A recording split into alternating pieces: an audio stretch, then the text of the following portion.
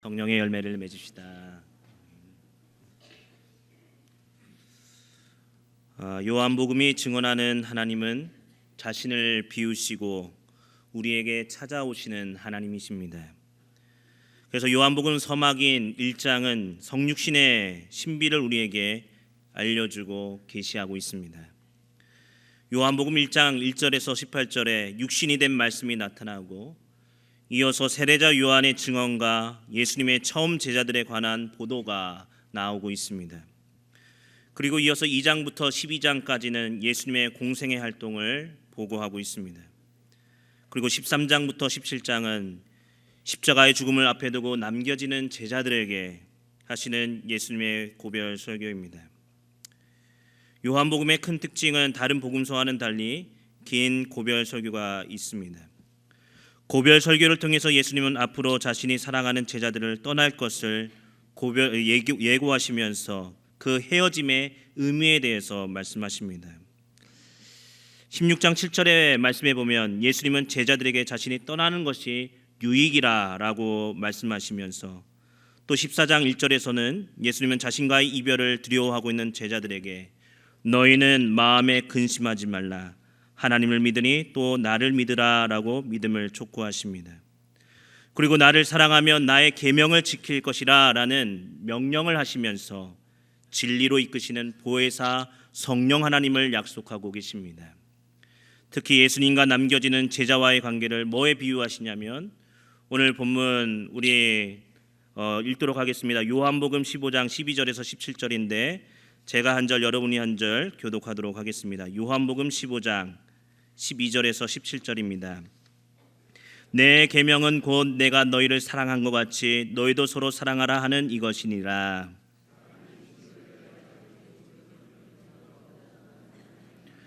너희는 내가 명하는 대로 행하면 곧 나의 친구라.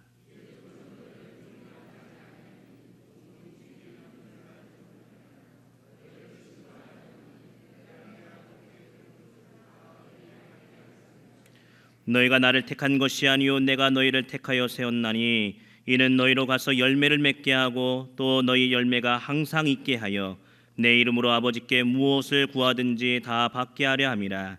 내가 이것을 너희에게 명함은 너희로 서로 사랑하게 하려 함이라. 아멘. 예수님의 제자와의 관계를 뭐에 비유하시냐면 포도나무의 비유를 통해 드십니다. 그러면서 주님과의 관계를 끝까지 붙들고 있어야 된다라고 이렇게 말씀하십니다. 여러분, 포도나무의 비유는 시편 80편 7절에서부터 13절에 포도나무로 묘사되는 이스라엘의 정체성과 그들의 사명이 예수님을 통해서 이제 실현되고 있다는 것을 주님을 통해서 일러주시는 겁니다. 고별 설교를 통해 주님은 이제 세상에 남아있는 제자들이 세상으로부터 받을 고난에 대해서도 말씀하시지만, 주님은 저와 여러분을 고아와 같이 버려두지 않으신다라고 약속해 주십니다. 누구를 통해서 이루어지는 겁니까? 지금도 이 시간 예배의 자리, 이 시간에 현존하고 계시는 하나님의 영, 그리스도의 영이신 성령 하나님을 통해서 우리를 주님의 길로 날마다 이끄시는 분임을 주님은 앞으로 이 세상에 남겨질 제자들뿐만 아니라 지금 예배하고 있는 저와 여러분들에게도 약속하고 계십니다. 본문 요한복음 15장 12절에서 17절은 예수님께서 제자들에게 하신 고별 설교 중에 한 부분입니다. 그러면서 예수님은 제자들에게 뭐라고 일러주시냐면 친구라라고 부르시면서 그 의미와 제자됨의 본질을 깨닫게 해주십니다. 여러분, 주님의 제자가 된다라는 것, 그것은 무엇을 의미합니까? 다른 것이 아니라 사랑의 계명을 지키는 것입니다. 그래서 예수님은 제자들에게 사랑의 계명을 언급하고 계십니다. 우리는 주님께서 계명을 지키는 것을 강조하고 계시다는 것을 주목해야 합니다. 하지만 이 계명을 지키라라는 말씀은 단순히 우리가 의무적으로 의무 감당하는 그런 차원에서 말씀하시는 것이 아닙니다. 주님을 따른다라는 어떤 의무 감당에서만이 아니라 이 차원은 어떤 말씀이냐면 바로 주님의 계명을 지킨다는 것은 그리스도 안에 머무는 삶인 줄로 믿습니다. 여러분, 주님께서 왜 계명을 지키라고 하십니까? 주님 안에 저와 여러분이 거하게 하기 위해서입니다. 주님의 계명은 그러면 무엇입니까? 주님의 계명은 다른 것이 아니라 주님께서 저와 여러분을 사랑하시는 것처럼 우리도 서로 사랑하는 것입니다. 12절에서 14절 말씀에 보면 내 계명은 곧 내가 너희를 사랑한 것 같이 너희도 서로 사랑하라 하는 이것이니라. 사람이 친구를 위하여 자기 목숨을 버리면 이보다 더 큰 사랑이 없나니 너희는 내가 명하는 대로 행하면 곧 나의 친구라. 여러분, 중요한 것은 서로 사랑의 계명을 행하는 지키는 자는 제자로 삼아 주시는데 그 제자는 어떤 사람입니까? 종이 아니라 주님과의 친교를 나눌 수 있는, 주님과의 관계를 나눌 수 있는 친구로 삼아 주신다는 것을 말씀하고 있습니다. 예수님과 우리와의 관계는 종과 주인의 관계, 상하 관계가 아니라 주님과 진정으로 사귐이 있는 우정의 관계라는 것입니다. 이런 표현을 들어서 레오나르도 보프라는 신학자는 친구의 영성이다 라고 이렇게 이야기했습니다. 오늘 말씀을 나눔을 통해서 우리는 주님을 친구로 삼아주시는, 우리를 친구로 삼아주시는 주님의 음성을 들으면서 예수님과의 사귐이 있기를 간절히 소망합니다. 인간이 살아가면서 우리의 마음을 터놓고 대화할 수 있는 사람이 있다면 얼마나 행복한지 모릅니다. 자신의 억울하고 답답한 심정을 들어줄 사람이 단 한 사람이라도 있더라면 우리는 살 희망을 가질 수 있고, 또 실제로 우리의 주위를 둘러보면 과연 그런 친구가, 마음을 털어놓을 수 있는 친구가 과연 있는가? 우리는 너무나 그런 친구들을 찾기가 힘이 든 세상을 살아가고 있습니다. 누구에게든지 어려울 때, 힘들 때가 찾아옵니다. 지금 그런 상황이 아닐지라도 언젠가 그런 고난의 시간이 찾아올 수도 있습니다. 건강할 때는 모든 것을 할 수 있다라고 생각하지만 사람이 살아가면서 언제든지 건강을 장담할 수는 없습니다. 그래서 사람들은 자신들의 앞날을 대비하기 위해서 보험을 들거나 연금을 들기도 합니다. 불의의 사고를 당했을 때 치료하는데 힘들지 않게 치료하기 위해서 보험을 드는 것입니다. 사람이 건강할 때는 당장 보험의 필요성을 느끼지 못하지만 왜 우리가 보험을 듭니까? 그 이유는 어려움을 대비해서 보험을 드는 거죠. 사람이 잘 살고 모든 일이 잘 될 때는 친구의 필요성을 잘 느끼지 못합니다. 그러나 형편이 힘들어지고 때로는 혼자라는 외로움을 느낄 때 우리는 정말 참 좋은 친구 한 명이라도 있으면 좋겠다라는 생각을, 얼마나 있었으면 좋겠다라는 생각을 할 때가 많이 있습니다. 근데 여기서 예수님은 저와 여러분을 친구 삼아 주십니다. 여기서 친구라는 말은 헬라어로 필로스라는 말입니다. 이 필로스는 같은 나라의 또래 집단을 의미하기보다는 자신의 마음을 터놓을 수 있고 대화할 수 있는 사귐의 사람을 의미합니다. 우리는 흔히 친구하면 또래 집단만을 생각하지만 본문 12절에서부터 17절에 나오는 필로스는 같은 나이의 친한 사람보다는 좀 더 넓은 의미에서의 친구를 의미합니다. 예수님은 서로 사랑하라는 계명을 주시면서 이 서로 사랑의 특징을 이야기하는데 그 특징이 무엇입니까? 자기 중심적인 사랑이 아니라 이타적인 사랑이라는 것을 알려주고 있습니다. 우리 13절 말씀에 보면 사람이 친구를 위하여 자기 목숨을 버리면 이보다 더 큰 사랑이 없나니. 아멘. 친구를 위해 자기 목숨을 버린다라는 것은 예수님뿐만 아니라 다른 사람들도, 철학자들도 많이 이야기했습니다. 하지만 단순히 다른 일을 위해 자기 목숨을 내어버리는 어떤 이타적인 사랑만을 주님께서 이 고별 설교를 통해 말씀해 주시려고 하는 것이 아닙니다.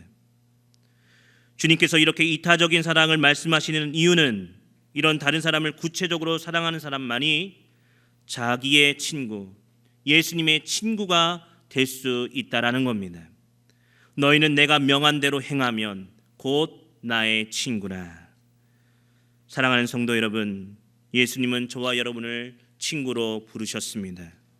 단지 주인과 종의 관계가 아니라 주님은 모든 죄 지은 자들에게 친구로 다가오셔서 고난받고 나약한 삶을 치유하기 위해서 자신을 희생하시며 들이신 십자가의 사랑을 통해 저와 여러분에게 생명을 주시고 저와 여러분을 친구 삼아 주신 사랑의 하나님이십니다. 바로 예수님께서 우리의 친구가 되어 주신다라는 겁니다. 여러분, 이것 하나만 우리가 묵상해도 얼마나 큰 위로와 위안이고 또 기쁜 소식입니까? 온 세상의 주인께서 저와 여러분의 친구가 되어 주신다는 말씀입니다. 그러면 오늘을 살아가고 있는 제자된 저와 여러분은 주님의 참된 친구가 되기 위해서 어떤 신앙의 자세를 가져야 합니까? 먼저 우리는 주님의 친구로서 서로 사랑의 계명을 지켜야 합니다. 12절에서부터 14절 말씀에 보는 것처럼 우리가 주님의 친구가 되기 위해서는 주님의 계명을 지켜야 한다라고 본문은 말씀합니다. 본문 쭉 올라가서 상단에 있는 10절 말씀에도 보면 내가 아버지의 계명을 지켜 그의 사랑 안에 거하는 것 같이 너희도 내 계명을 지키면 내 사랑 안에 거하리라 라고 계명을 지킬 것을 강조하십니다. 예수님은 그런데 여러분 중요한 것은 모든 사람을 친구로 부르지 않으셨다라는 겁니다. 예수님은 너희가 나의 계명을 명한 대로 행하면, 계명을 지키면 곧 나의 친구라고 하셨습니다. 우리들 사이의 관계에서도 친구는 친구로서의 품격을 갖추고 있을 때 그 친구가 좋은 우정의 관계를 나눌 수 있고 진정한 친구가 될 수 있습니다. 계명을 지킨다라는 건 아까 전에 말씀을 드린 것처럼 그리스도 안에 머무는 삶을 요구하는 말씀입니다. 그리스도 안에 머무는 삶은 주님의 계명인 형제 사랑에 대한 요구로부터 나타납니다. 예수님은 15장 9절에서도 아버지께서 나를 사랑하신 것 같이 나도 너희를 사랑하였으니 나의 사랑 안에 거하라 라는 말로 사랑에 대한 요구를 우리에게 주고 계십니다. 여기서 주님께서 제자된 우리에게 요구하시는 것은 나의 사랑 안에 거하라 라는 것입니다. 근데 이 사랑 안에 거한다는 말은 12절과 17절에 보는 것처럼 너희도 서로 사랑하라 라는 명령과 연결되어 있습니다. 여러분, 주님의 사랑 안에 거하길 원합니다. 그러기 위해서는 어떻게 해야 됩니까? 우리의 삶에 서로를 사랑하고 서로를 받아주고 서로의 희생을 통해서 서로 사랑할 때만이 우리는 그리스도의 사랑 안에, 그리스도 안에 머무는 삶을 살아가는 줄로 믿습니다. 우리가 서로 사랑해야지만 우리는 주님의 사랑 안에 거하고 있는 것입니다. 그리고 주님의 사랑 안에 거하는 자는 서로를 사랑하는 사람들입니다. 제자들이 서로 사랑하는 것은 단순히 이타적인 사랑의 표현만이 아니라 우리가 주님께 정말 거하고 있느냐, 거하고 있지 않느냐라고 달려있는 아주 중대한 문제입니다.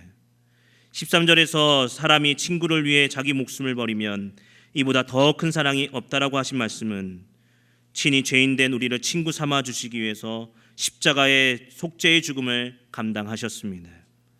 예수님은 우리를 친구 삼아 주시기 위해서 가장 값진 희생을 치르셨다는 것을 기억하시기를 바랍니다. 여러분, 저와 여러분이 서로 사랑하는 것은 바로 그리스도께서 우리를 사랑하시는 것처럼 우리도 서로 사랑하는 것입니다. 진정한 친구됨의 조건은 희생이라는 조건이 담겨져 있습니다. 예수님께서 우리를 친구 삼아 주시기 위해서 십자가에 죽으시는 것처럼 우리도 서로 사랑함으로 예수님의 진정한 친구들이 되기를 간절히 주님의 이름으로 축원합니다. 사랑하는 성도 여러분, 저와 여러분이 예수님의 말씀 안에 거하기를 원합니다. 근데 그 말씀 안에 거한다는 건 무엇입니까? 주님의 계명을 지켜서 형제 자매를 사랑할 때 예수님의 친구가 되는 것입니다. 그리고 그 친구됨의 근거는 자기 목숨을 십자가에 희생하신 예수님의 십자가의 사랑. 우리는 예배당에 올 때마다 십자가를 바라보면서 그 사랑을 묵상하고 하나님의 은혜에 감사해야 될 줄로 믿습니다. 한번 친구가 된 사람은 계속 친구가 되어야 되는 것처럼 우리는 또한 계속해서 예수님의 친구가 되어야 합니다. 15절 말씀에 보면 우리 15절 말씀을 다 함께 한 목소리로 봉독하겠습니다. 오늘 요한복음 15장 15절 말씀입니다. 시작. 이제부터는 너희를 종이라 하지 아니하리니 종은 주인이 하는 것을 알지 못함이라. 너희를 친구라 하였노니 내가 내 아버지께 들은 것을 다 너희에게 알게 하였음이라. 아멘. 예수님은 여기에서 나는 너희를 종이 아니라 친구라고 불렀다라고 이렇게 말씀하십니다. 이 단어는 이미 예수님께서 제자들을 친구라고 불렀다라는 것을 나타내고 있습니다. 예수님의 친구됨이 지금까지 지속되었습니까? 이제 제자들은 예수님과의 그 지속적인 관계를 가짐을 통해서 예수님 안에 친구로 거하는 삶을 살 것을 당부하고 있는 말씀입니다. 여러분, 한 번 친구가 되면 그것으로 다 되는 것이 아니라 친구됨을 바르게 유지하는 것이 더욱더 중요합니다. 친구됨의 결과가 지금까지 미치고 있어야지만 정말로 우리는 서로 사랑하는 친구, 우정을 나누는 친구 관계를 이룰 수 있습니다. 여러분, 한때는 좋은 친구였는데 인생을 살다 보면 그 좋았던 친구와의 관계가 유지하기보다는 때로는 뒤틀리고 또 어려울 때가 많습니다. 그런데 그 친구와의 관계를 유지하지 못하고 있다면 더 이상 그 사람은 친구가 아닙니다. 세상에 살면서 우리는 이런 일을 무수히 경험합니다. 여러분, 주님과의 관계에서 가장 중요한 것은 계속적인 관계성입니다. 과거에 우리가 주님과 아무리 친밀한 관계를 맺었어도 지금 그렇지 못하다면 우리는 다시 한번 생각하고 주님께 돌아가야 합니다. 주님은 오늘 본문 말씀에서도 계속 뭐라고 제자들에게 말씀하십니까? 거하라라고 명령하십니다. 그 이유는 간단합니다. 주님은 우리와 주님과의 관계가 끊임없게 되기를 간절히 원하시기에 그렇습니다. 예수님 안에 거한다는 말은 다른 말로 그분과 동행하는 삶 그 자체를 의미합니다. 예수님 안에 거한다는 말은 지금을 살아가는 저와 여러분들이 늘 주님을 생각하고 그분이 임재하실 수 있도록 우리의 삶의 자리를 비워두고 살아가는 삶 그 자체를 의미하는 것입니다. 예수님을 내 삶의 주인으로 또 친구로 삼는다라는 말은 오늘이나 내일이나 한결같이 살라라는 요구가, 그 명령이 담겨져 있는 것입니다. 주님은 내가 내 아버지께 들은 것을 다 너희에게 알게 하였음이라 라고 하시면서 제자들을 진정한 친구로 대우하실 것을 말씀하십니다.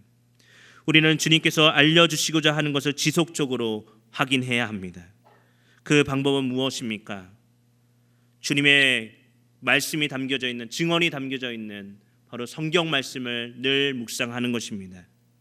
그리고 그 말씀을 붙들면서 기도하는 것, 그 자체가 바로 주님 안에 거하는 삶인 것입니다.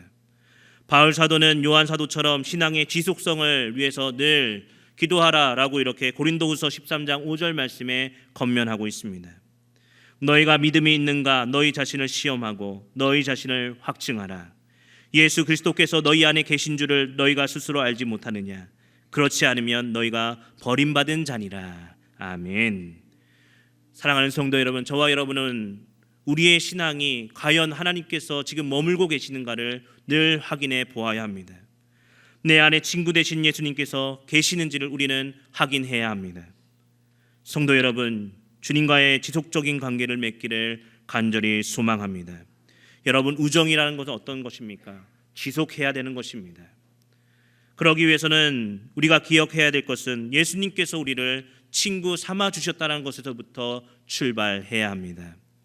여러분, 저와 여러분은 주님을 선택한 것이 아니라 주님께서 저와 여러분을 선택해 주셨습니다. 우리 다 함께 16절 말씀을 봉독하겠습니다. 16절입니다. 시작. 너희가 나를 택한 것이 아니요 내가 너희를 택하여 세웠나니 이는 너희로 가서 열매를 맺게 하고 또 너희 열매가 항상 있게 하여 내 이름으로 아버지께 무엇을 구하든지 다 받게 하려 함이라. 아멘. 예수님은 저와 여러분이 주님을 선택한 것이 아니라 주님께서 저와 여러분을 선택해 주셨다라고 말씀해 주십니다.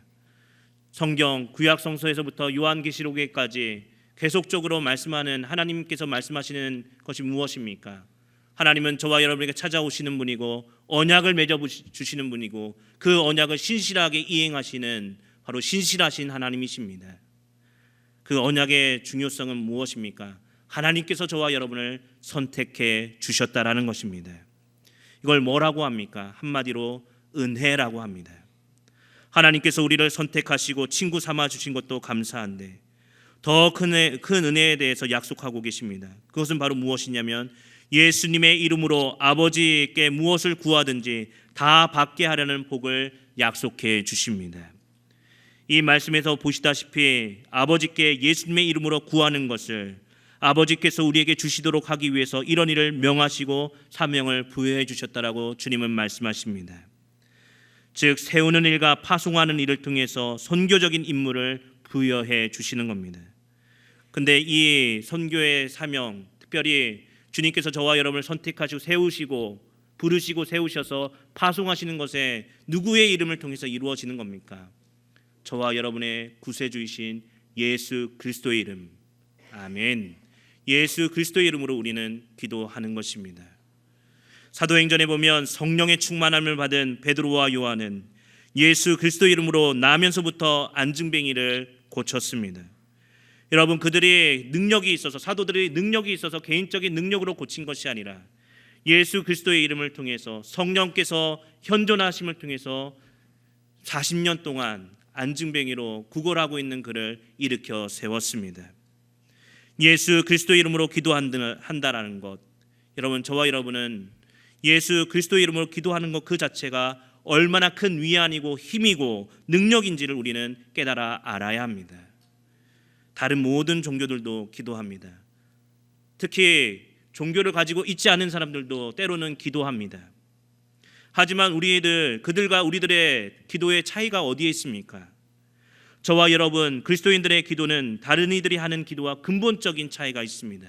그것은 바로 예수 그리스도의 이름으로 저와 여러분은 기도한다라는 것입니다. 우리는 죽음에서 부활하신 생명의 이름이자 죄에서 우리를 건져내신 구원의 이름, 예수 그리스도의 이름을 의지하면서 기도하는 것입니다. 성도 여러분, 예수님께서 죄로 인해 하나님과 우리 사이에 막혔던 담을 허물어 주시고 또 깨졌던 관계를 다시 맺어 주시는 진정한 새 언약의 중보자가 되어 주십니다. 우리는 구원의 이름 예수 그리스도의 이름을 부르면서 기도해야 합니다. 주님은 예수님의 이름으로 기도할 때 아버지 하나님께서 다 이루어 주신다라고 약속해 주십니다. 길이요 진리요 생명 되신 주님, 하나님께 나아갈 수 있는 유일한 분인 예수 그리스도를 의지하면서 기도하기를 원합니다.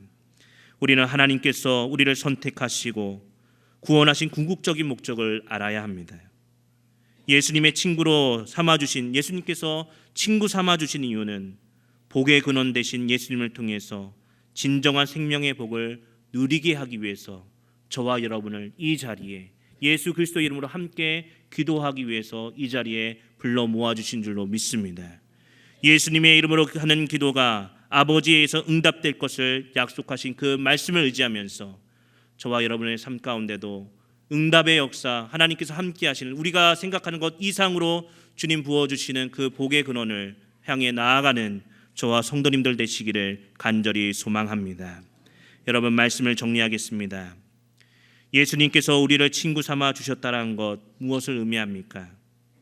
아무리 잘난 사람이라도 주님의 구원 사역 앞에서는 우리 자신을 내세울 수 없다라는 것입니다. 하나님의 은혜로 저와 여러분이 주님과의 사귐 안에 있는 친구가 된다는 것 그 자체가 은혜입니다. 우리는 이 사실에 너무 당연한 것으로 생각하고 때로는 망각하고 살아갈 때가 너무나 많습니다. 그런데 우리는 나는 주님의 친구, 주님께서 저와 여러분을 친구 삼아 주셨다는 그 사실 하나만이라도 우리가 마음속 깊이 간직하고 묵상하면 우리는 절로 우리의 입에서 감사가 나올 수밖에 없고 찬양할 수밖에 없습니다. 예수님께서 우리를 친구 삼아 주신 것은 하나님의 전적인 사랑입니다. 우리 모두는 다 주님의 친구가 될 자격이 없습니다. 하지만 하나님의 사랑으로 예수 그리스도 안에서 성령 하나님을 통해 저와 여러분을 선택해 주셨습니다. 여러분, 여러분에게도 서로의 마음을 터놓을 만한 친구가 있습니까? 있으면 참 좋은 것이고 다행입니다. 그런데 없어도 우리는 혼자가 아닙니다. 우리는 늘 혼자 있는 시간이 있겠지만 여러분, 우리는 늘 혼자 있는 시간이 단 한 번도 없었습니다. 왜 그렇습니까? 그곳에서도 하나님은 함께 하시기에 그렇습니다. 우리가 인생을 살면서 가장 큰 어려움, 물질의 어려움도 때론 당하기도 하고 관계의 어려움도 당하기도 하고 명예도 다가오기도 합니다. 하지만 이런 모든 것들보다 더 큰 시련, 아픔은 어떤 아픔입니까? 내가 혼자라고 느낄 때가 가장 큰 아픔으로, 시련으로 다가옵니다. 이 시대를 살아가는 우리가 때로는 영적 공허함을 느끼는 이유가 어디 있겠습니까? 바로 서로 사랑을 확인하지 못하기 때문입니다. 여러분, 성령 충만한 것 다른 것이 아닙니다. 주님께서 저와 여러분을 친구 삼아 주신 것처럼 서로의 친구가 되어주는 것이 바로 성령 충만한 삶의 모습인 줄로 믿습니다. 그래서 성령의 열매에도 보면 무엇으로부터 시작됩니까? 성령의 9가지 열매도 무엇으로부터 시작합니까? 사랑으로부터 시작하는 것 아닙니까? 우리는 그리스도의 제자입니다. 그리스도의 제자란 단순히 주님의 종이 아니라 주님과 사랑을 나누는 친구들입니다. 여러분은 주님의 친구들이십니다. 이 사실을 꼭 기억하시기를 바랍니다. 우리는 단순히 삭막한 개인들이 아니라는 말씀입니다. 함께 그리스도의 사랑을 나누고 우정을 공유하는 공동체, 바로 성령 충만한 공동체가 바로 교회입니다. 그러므로 우리가 진정한 그리스도인인가를 분별한다는 건 다른 데 있지 않습니다. 우리의 삶 속에 정말로 하나님의 사랑이 있는가, 있지 않은가, 구체적으로 우리의 하나님의 그 사랑을 실현하고 있는가, 실천하지 못하고 있는가, 거기에 달려 있습니다. 아무리 천사의 말을 하고 아무리 신령한 사람같이 보이지만 그곳에, 거기에, 그리고 그 사람 안에 사랑이 없으면 아무 소용이 없는 것입니다. 성령의 열매를 맺는 교회는 서로 사랑하는 교회입니다. 이를 위해 주님께서 저와 여러분을 친구로 삼아 주셨습니다. 바라기는 이번 한 주간 저와 여러분의 삶 가운데 서로 사랑을 통해서 성령의 열매를 맺는 복된 성도님들 되시기를 간절히 주님의 이름으로 축원합니다. 기도하겠습니다.